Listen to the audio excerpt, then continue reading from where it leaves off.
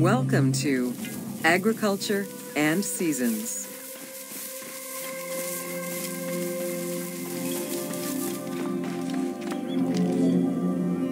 While crops were cultivated in different oases around the desert, most of the arable lands were near the Nile. Two types of cereal grain were cultivated, barley and an ancient wheat known as emmer. These two key ingredients contributed in establishing bread and beer as the staple of the Egyptian diet and the basis of its economy.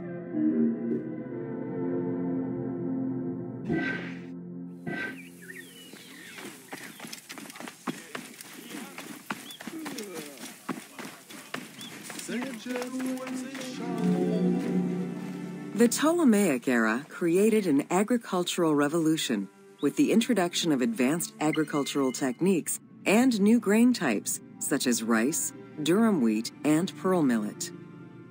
The resulting agricultural mass production greatly increased the economy of ancient Egypt.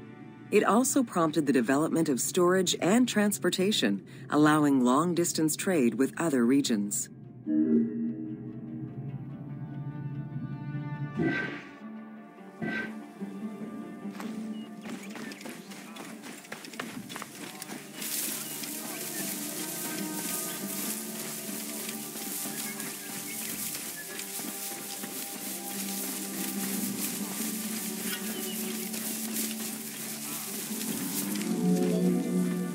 Both bread and beer rations were part of a system of barter payment. The state used those goods to pay wages for those who worked in the quarries and at the construction sites. Beer was so important to ancient Egyptians, they had a goddess of beer brewing, Tenenet. Tenenet is seen in many paintings and sculptures with beer, and women are depicted as the primary beer makers.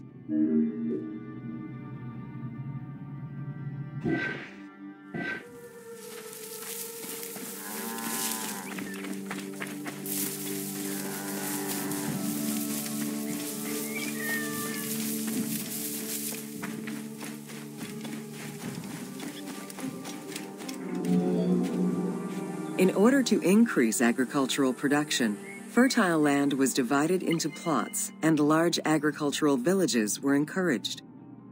The state and temples were the biggest landowners. Depending on the region, fertile land was managed by civil servants or rented to individuals. Ancient Egyptians relied on rudimentary tools for land cultivation.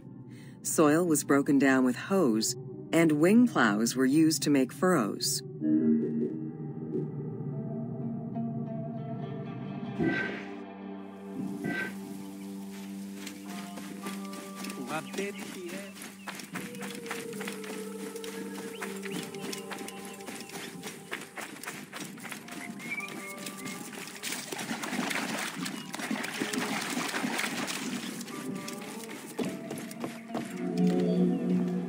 The three seasons known as Akhet, Peret, and Shemu corresponded to a specific phase of the agricultural process and the river's natural changes. Akhet was the time of the flood, beginning with the appearance of the star Sirius in July. Peret was the time when lands were cultivated, plowed, and sown. This fell between October and November. Shemu ran from May to September and was when harvesting and taxation began.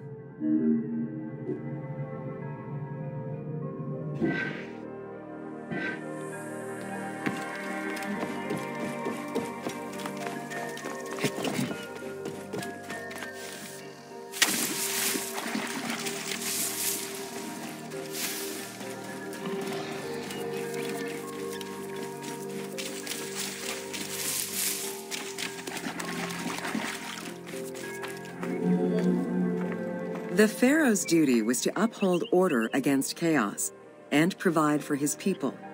Priests and local governors also wanted to appear as protectors of the people. However, any variation in the Nile's seasons could cause water shortages. This had devastating consequences on wheat and barley crops. The pharaoh, administrators, and priests knew they needed to demonstrate their ability to prevent such a catastrophe from happening. And so they invented the story, which would be inscribed upon the famine stela.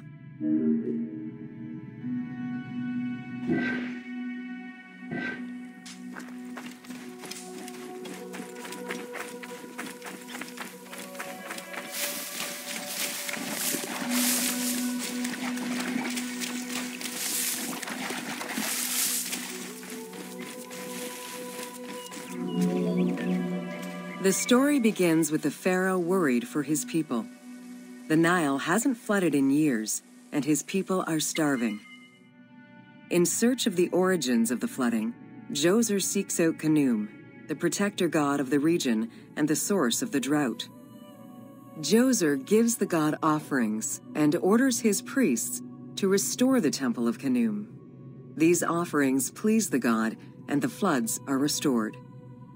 This story was intended to highlight the importance of the deity in everyone's daily lives, while also demonstrating the crucial role that the priests and the king played in feeding and protecting the people of Egypt.